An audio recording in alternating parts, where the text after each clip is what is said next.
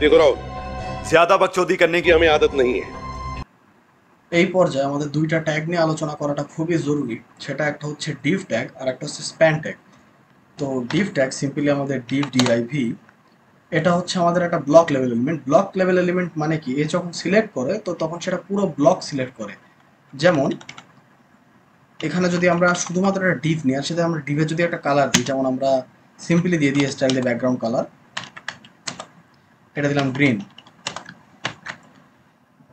এবার যদি আমরা এখানে একটা কোনো একটা ওয়ার্ড লিখি যেমন টি, তো আমাদের এখানে একটা টি আসছে এবং পুরোটা জুড়ে আমাদের গ্রিন চলে আসছে। তো এটা হচ্ছে পুরো একটা ব্লককে সিলেক্ট করছে।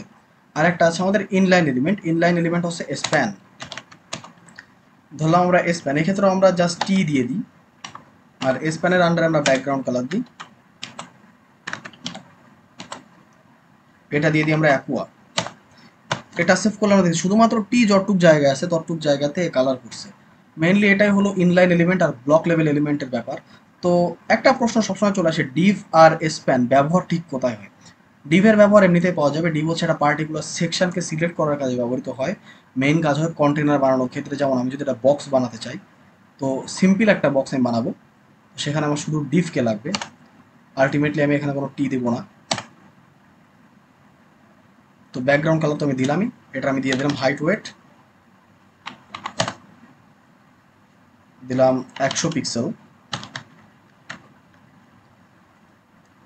আর যদি আমি ওয়েটও দিয়ে দিই বা উইথও দিয়ে দিই 100 পিক্সেল,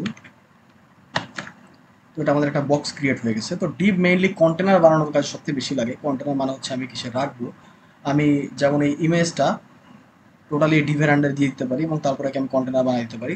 এরকম অনেক ব্যাপার, এ ব্যাপারে ফার্দার আলোচনা করা যাবে। আর স্প্যান, এখানে খেয়াল করা যায় যে আমি একটা গুগলের ছবি রাখছি, গুগল।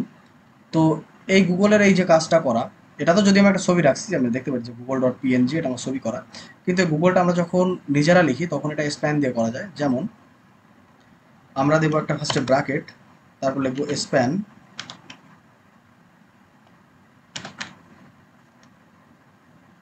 আর এর মধ্যে আমরা দেব এইচ অন,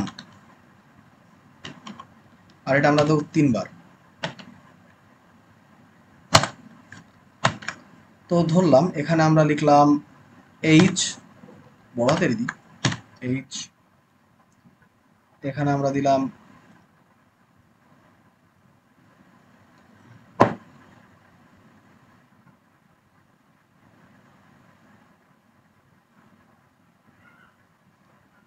এখানে আমরা দিলাম এ,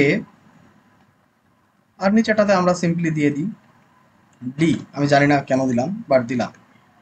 এটা যদি আমরা সেভ করি এইচ এ ডি আমাদের চলে আসছে।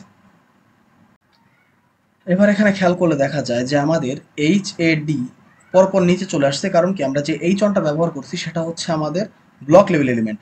তো এইটা কাজটা আমরা টোটালি না করি, সেটা আমরা যেটা করি সেই পুরোটাকে আমরা এইচ অন দিয়ে শুরু করি। এইচ অন এর আন্ডারে আমরা দেব স্প্যান, সরি সরি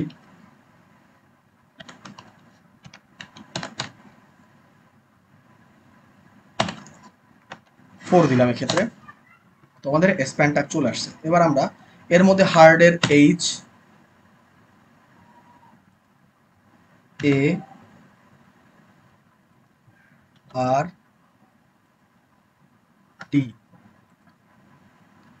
এটা যদি আমরা সেভ করি তাহলে আমাদের হার্ড লেখা চলে আসছে। এবার এটাকে আমরা গুগলের মতো কাহিনী করতে চাই যে সব কয়টা রং এক একটা আলাদা করে। তো প্রতিটার ক্ষেত্রে আমরা একটু হার্ড ওয়েতে শিখতেছি। আমরা এখানে স্টাইল নিয়ে চলে আসবো, আর এক্ষেত্রে আমরা শুধু কালার আনবো। কারণ ব্যাকগ্রাউন্ড কালার হচ্ছে ব্যাকগ্রাউন্ডের কালার ডিফাইন করে, আর শুধু কালার হচ্ছে অক্ষরের কালার ডিফাইন করে। তো এটা আমি দিব দেখা গেল রেড। আর এইভাবে আমরা বাকি সবগুলোর কালার আলাদা আলাদা করে চেঞ্জ করে দেবো। যেমন এটাকে আমরা করে দেবো ব্লু,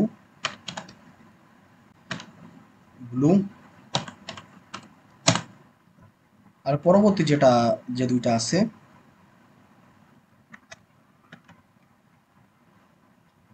এটাকে আমরা করে দিই গ্রিন।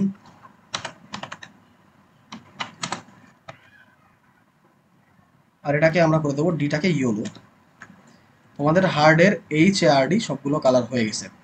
তো এইভাবে মেইনলি এগুলো ফাংশন করে। আশা করি আমি বুঝাইতে পারছি। And that's it.